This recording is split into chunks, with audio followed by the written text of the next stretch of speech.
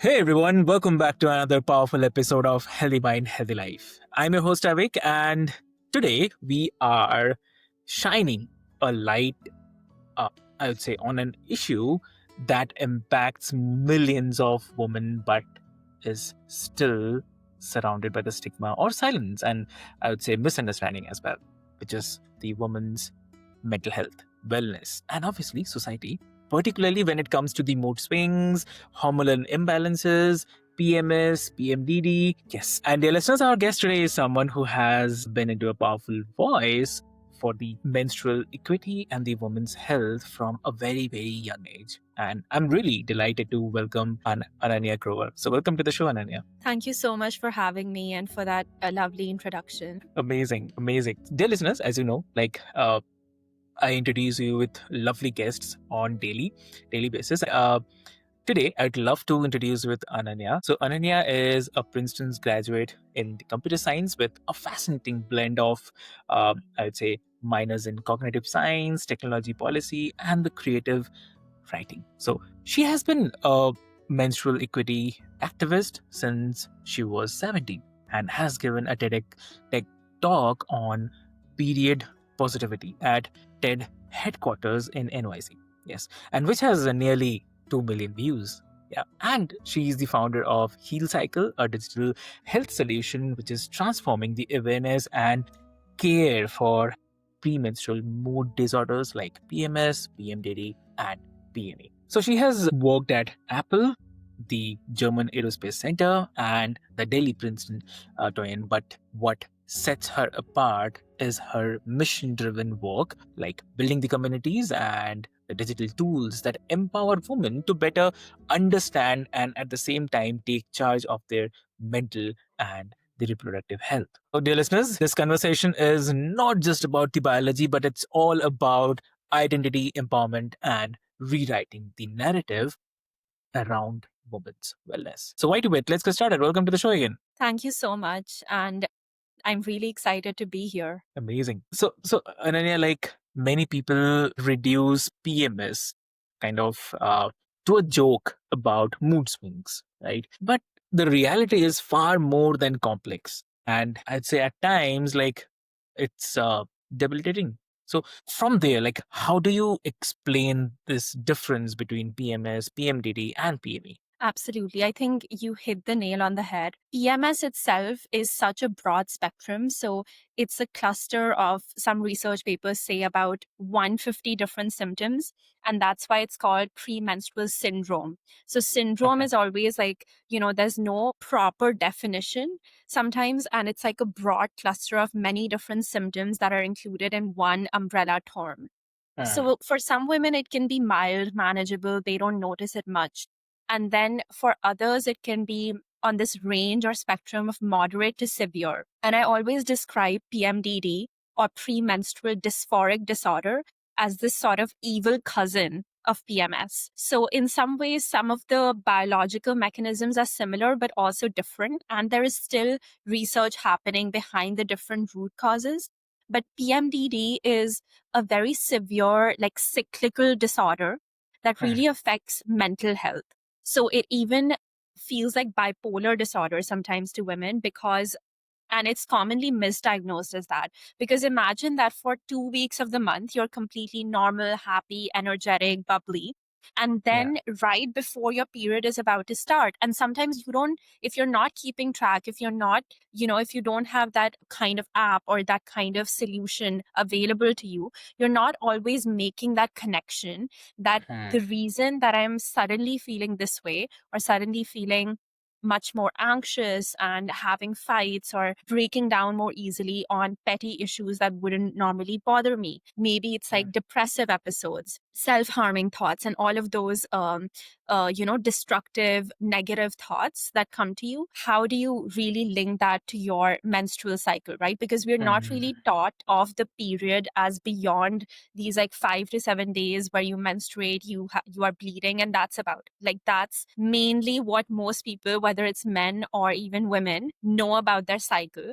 It's only now where we have started talking a little bit more about getting it beyond the biology textbook and being like, Yeah. okay, these 4 different phases actually do affect your hormone levels are changing, they're cycling. And so it's going to affect your mood, your energy, maybe the nutritional requirements that you have are actually like ideally slightly different from and vary from phase to phase.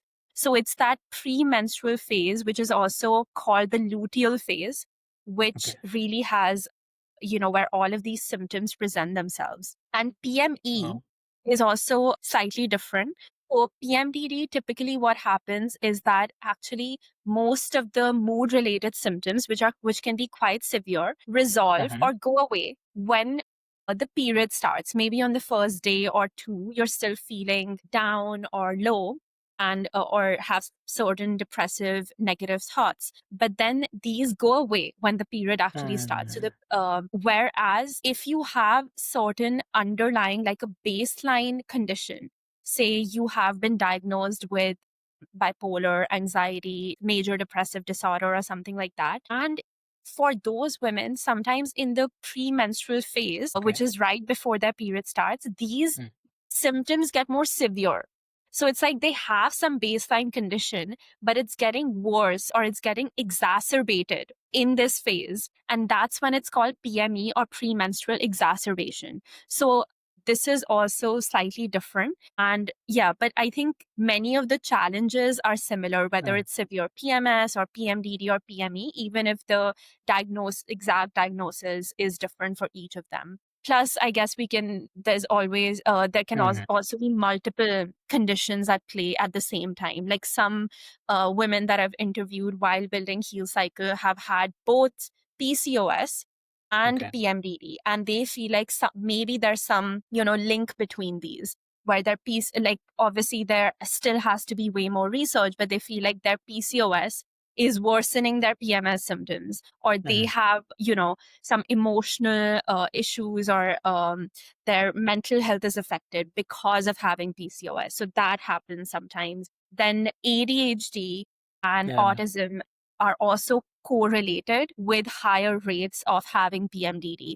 So there's a lot of different overlapping symptoms at play here. Understood. I mean, and I really believe that this conditions actually deserves the greater recognition. So while I say recognition, from there one more thing is coming to my mind, like, is according to you, like, how has society's like minimizing, I mean, or minimization of these conditions impacted the woman's ability to seek proper care? Absolutely. I think that is such a major point, because it's not just about, even in other cases, or when it comes to other types of, disorders, you don't feel like getting even a diagnosis is the end point. It's usually the starting point. But when it comes to these conditions, sometimes women face so much struggle even to get to that end, and even to get to that diagnosis of knowing what they're struggling with, that in itself becomes such a journey or challenge. So I think part of it has to do with the societal minimization, also the stigma that we have, right, around menstrual health, around mental health, and even talking about these issues. So it gets normalized. You don't realize, okay, like, is this really just PMS? Is this normal and every other woman is also facing the same thing? Or is this something that I need to look into and seek help for? Even if you do take that step of like, okay, I'm going to go to a doctor, when you have something, especially in women's mental health, where what we're talking about, when you have an issue that's not purely related to, say, gynecologists, and not purely in the domain of your psychiatrist and psychologist, but instead, ideally, you need some combination, right? Because it's your hormones. Like, there could be a hormonal imbalance. Maybe there is not a hormonal imbalance, but in some cases, it's just our brain chemical sensitivity to normal hormonal fluctuations that's happening.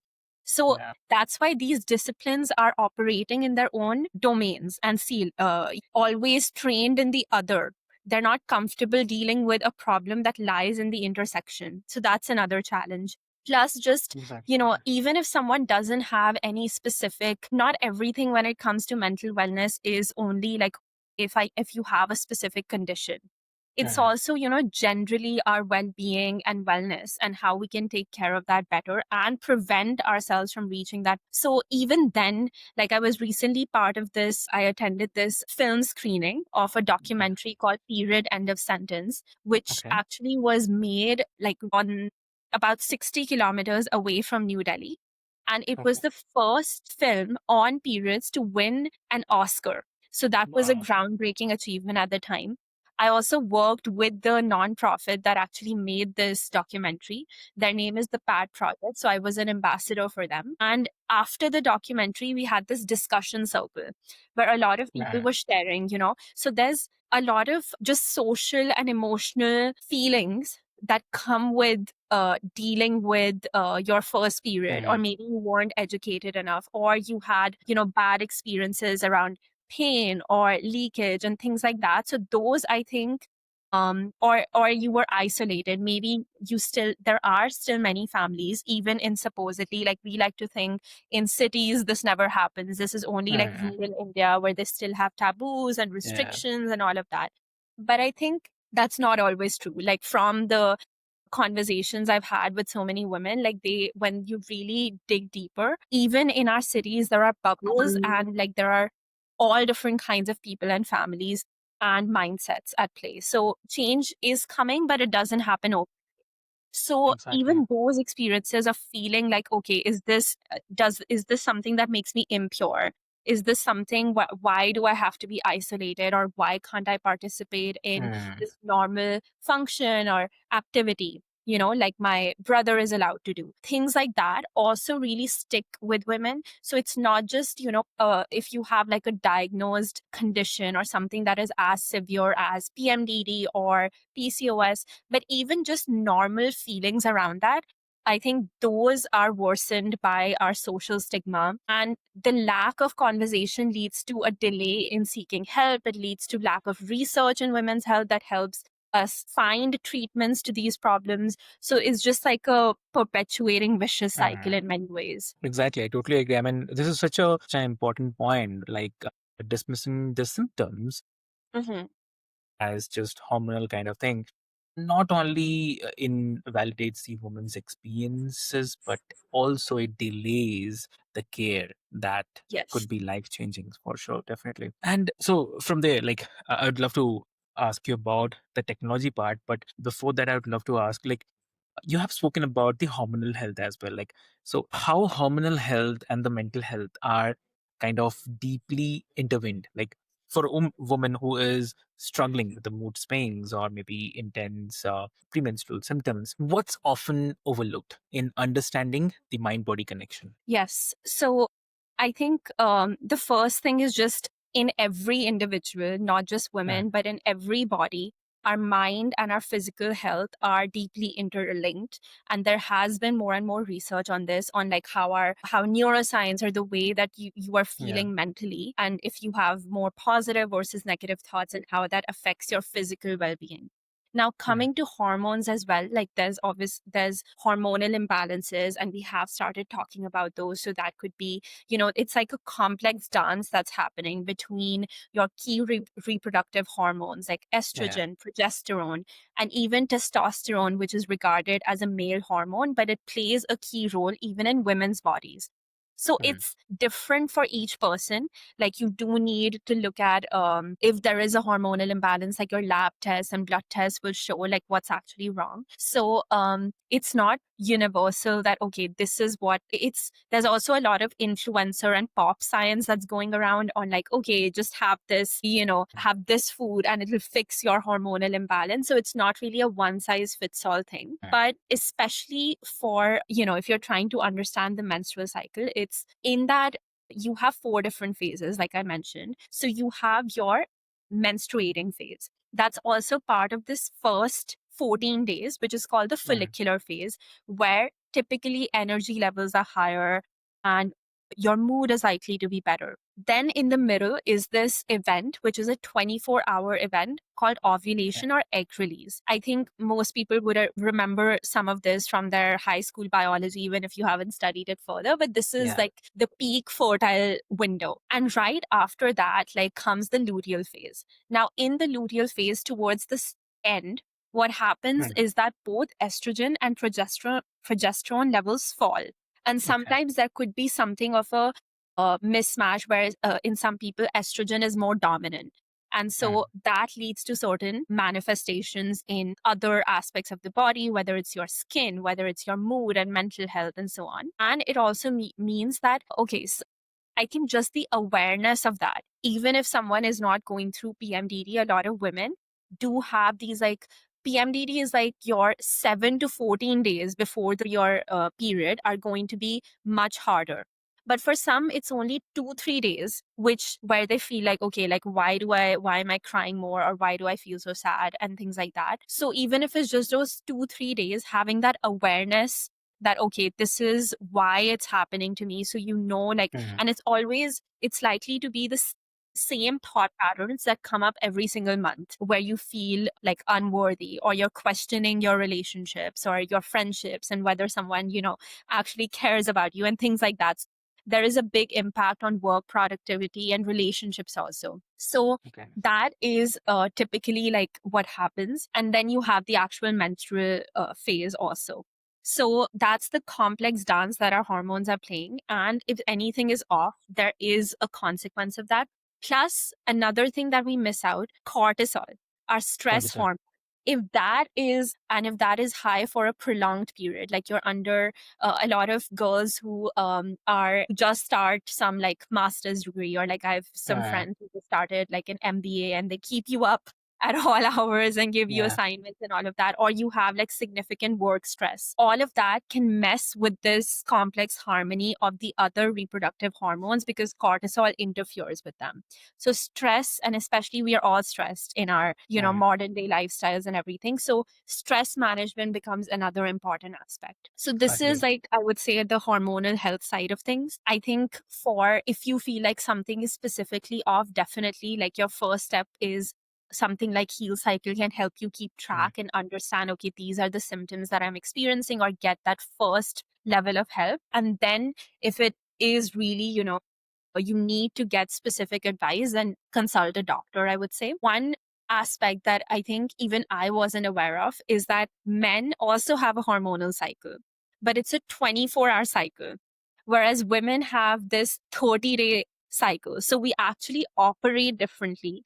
And that's why, like, there might be times, even if it's someone who is an athlete, or you need to be really productive at work, so you're in a really fast-paced career, those women would also feel like when they're trying to push themselves and push their limits. Even for athletes, there has been research, if you train according to your cycle, if you are keeping track of, okay, these are the phases, this is how I should work out accordingly, or this is how I can change my diet, it optimizes the whole process a lot more.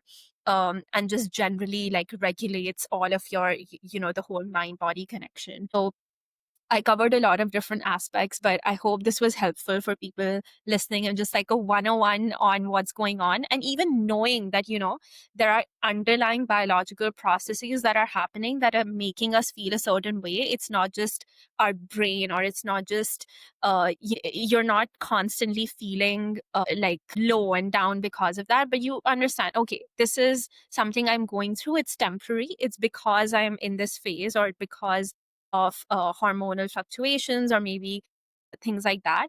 And so I can get over this and it'll be fine. Just having that level of awareness, I think, can be helpful. That's very, very true, I'd say. And as you mentioned about HealCycle, definitely I was about to ask you, like, definitely technology, because we are growing day by day right now. And so quickly, if you can share, like, can technology, like, obviously HealCycle, through the tools like HealCycle, help women track and decode the patterns that even sometimes can be missed by anyone else, or sometimes maybe it gets overlooked by the doctors as well? Yes. So I would say it's definitely important and can play a major role. I don't have this opinion that any technology is going to replace humans, or the human expertise, or doctors, or anything like that.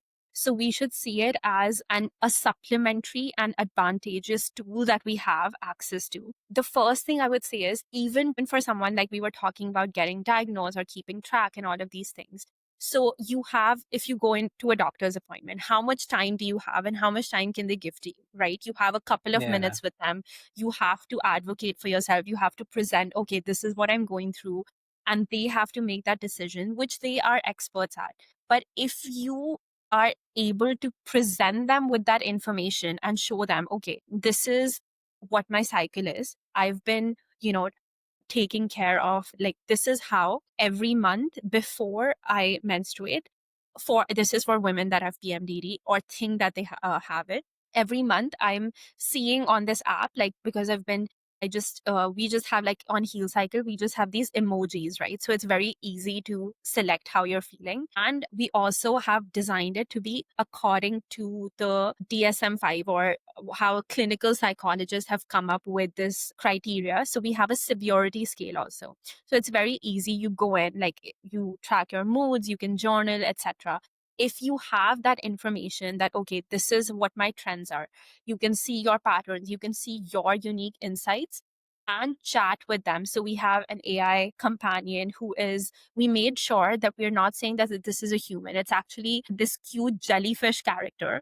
So Tara. And you can chat with Tara anytime on your own health information. Plus, if you're just feeling stressed, confused, you need to calm yourself down. It's not a generic chat GPT that people are resorting to. It's tailored for this purpose of being able to lead you through that thought process in a constructive way, to be able to suggest, okay, let's try this meditation together. Let's try this breathing exercise, or think about it like, what is making you feel this way? So that initial level of support that you need in the moment, that is what we are focusing on and addressing. Plus, obviously, deeper insights and symptoms. Even a doctor, even a gynecologist is going to say, I want you to keep a period diary for Okay. 2-3 months or 2-3 cycles, and then come back. And usually it's some sort of like paper form or something like Mm. that. And you then struggle with interpreting, okay, what's going on. They can do it for you, but even they benefit from a tool like HealCycle. So that's why they have, like, even so chain of IVF clinics have Yeah. kept HealCycle's brochures in all of their locations. Delhi Mind Clinic has kept HealCycle's, brochures at their place also. So even they know that giving patients that empowerment, or an app-based platform that easily, helps them record what's going on, see personal insights, and get this one-stop Mm. resource, is going to benefit them, because they can't handhold you beyond that 10, Yeah. 15-minute appointment often. Exactly. Very true. I mean, I have to say, it's a very, very, very simple thing is coming to my mind. Like, it's really, really amazing because while tech definitely provides the different tools, but it's definitely at the end, it's a human connection that really, really Yes. heals. So, which is very, very important. And yeah, lovely. And also, looking ahead, like, where do you see women's mental health and the hormonal health conversations going in the next decade? A decade is a long time, so I'm very optimistic that things will change. We will have Okay. more research, we will have more data and more treatment options even. But even starting now with the kinds of startups, for example, that Yeah. are coming up. So we are, I think, rising tide lifts all boats. So HealCycle is one such boat. And we Mm. hope that we can give women that empowerment and level of education awareness that would benefit them, help them feel better, take care of their health better. And I see that there are going to be more advances in, nutrition research, or Yeah. figuring out, okay, this is how, like, you can eat as per your cycle. We have some of those insights also on the app. I see that there is going to be more research. There's even some really interesting projects going on which allow for continuous hormone tracking. So you have your Okay. wearables, right, that can track your, for example, glucose monitors, you have your CGMs, or you have Yeah. a Fitbit that can help you track your heart rate or your workouts and all of these things. But it could be much more beneficial, especially for women who are in certain life phases. Like, we didn't even touch on another target population, actually, which is using HealCycle, which is women near menopause. So they're Okay. in perimenopause. And that, again, is a time of all of these hormonal changes that are happening. And it feels very similar to PMDD, actually. So Okay. they are also like, if an older woman who might thinks that they might be nearing menopause is watching this, I would definitely recommend checking and reading more about it, or even trying out HealCycle for your needs. But essentially, like, I see this full lifespan approach that will come up. Continuous hormone tracking, I think, would be really interesting and helpful for women who are, for couples who are trying to get pregnant, who for women who are in their menopausal phase and want to just like manage it better. And I'm just optimistic that all of these approaches or advances happening both from the tech side, from your bio research side, Yeah. in biotech, in, clinical with clinicians, like we're talking about how there are these like gaps, right, between mental health, between your gynecological health. Maybe menopause is even more whole body. So it Yeah. also affects bone strength and all of that. So I'm hopeful that in 10 years, we'll take a much more integrated, holistic approach where Yeah. women's health is not just about like what's going on down there, but what's going on up here, what's going on in your whole body. Like, I think both for men and women, we need whole body and integrated solutions or health, because these are not isolated systems. Very true. Very, very true.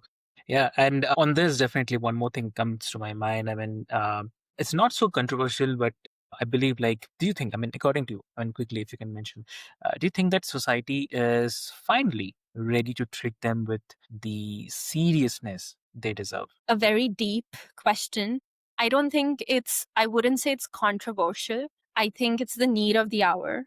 I believe there is a societal discord right now. There is a lot of polarization in general Mhm. between people who are on one side of, like, whether it's the political or social Yeah. spectrum, and those who are on the other. So I think there is a lot of progress in our mindsets, in our Yeah. understanding of, that women's rights, women's health, and all of this needs to be taken seriously. There is also backlash around that. So I think the first step or what I hope to see in the next few years, or from my generation and even younger, is that this changes and we are able to have conversations, even if we disagree on some matters, that we are able to come together and agree Mhm. on the facts, on, even if you're not convinced of, like, okay, like you feel like there has been enough conversation, that there's so many women's organizations, there's been Yeah. so much talk of women empowerment and so on. But I still urge you to look at the data, look at the statistics, and sometimes they speak for themselves. There is data on the gender health gap, there is data Exactly. on, even in, you talk about the professional world, the motherhood Mhm. penalty of how, like, women who have to take time off after they have children, and how their earnings and their career growth never really goes back to what it could have been. So there are all of these aspects, and there is actual research and data on that. So whenever this is the concern, or whenever people disagree, I think, like, at least we can start to come together on the broad facts, even if we have different ideas in terms of, okay, how do we go about solving this? So Exactly. again, like, I would say I'm hopeful. We should all be hopeful. That is our biggest and most powerful tool as humans. There is a lot of work to do, but I think we are heading in the right direction. Lovely. That's really, really a great motivation, I'd say, definitely. And for a woman who is listening right now, or maybe they'll be listening, who feel unseen or maybe uh, dismissed by doctors, for them, let's see one practical step uh, you'd like to share, or maybe you can mention that they can take today to advocate for themselves. I think, going back to earlier in our conversation, the first Mhm. very practical step is you arm yourself with Mhm. information or awareness on your own body and symptoms, and are able to present that in a structured manner to a doctor. I think there is this sense of, like, awareness in a Mhm. lot of, there's different types of, I don't want to dismiss the medical fraternity, or say like all doctors are dismissive. That's absolutely not true. There's, maybe you need to switch from one to the other, or consult with your Right. other girlfriends and ask, confide in them and see if they got help from a certain doctor and would recommend that, okay, you also go to this person. So that could be another practical step. And actually, we also want to work in that direction of creating this sort of directory of non-judgmental providers, whether it's therapists, doctors, etc., that people have had really positive, experiences with. But the first step or the easiest step is use your resources that you have available to you to make sure that you are going in prepared, whether it's previous records, keep them in one place, and you have your symptoms. You can track them using HealCycle or any other platform if if something else is more suited to your needs. And actually, we have also come up with this like downloadable report for that reason or summary. So we don't diagnose, we just provide all of that information in an easy to consume form. So I think those are two practical steps, like know yourself and don't be afraid to get a second opinion or switch if you feel like you're not being taken seriously. Perfect. That's such a kind of, I would say, whole takeaway that definitely women don't have to accept suffering in silence, but they can be their own advocates and find the solutions that truly work for them. So that's lovely. So thank you so much for bringing your voice, Anya, and your story and the vision into this space. What I take away is that women's mental health is not a kind of side issue, but it's a central one. And also combining awareness, community, innovative tools, we can definitely move towards a society that doesn't dismiss women's pain, but actually helps them thrive. So, to the listeners, if you or someone you know is struggling with severe PMS, PMDD, or mood swings that feel overwhelming, then please remember that it's not just in your head. It's real, it's valid, and you deserve care. That's very simple. So, And you're not alone. yes, exactly. And you're not alone. Correct. Thank you so much for bringing this. Yes. And Ananya, dear listeners, like as Ananya reminded us today, that biology is not a barrier, but it can be the blueprint for the breakthroughs. And before we move, Ananya, like if someone wants to connect with you, what would be the great medium to connect? You can find me on Instagram.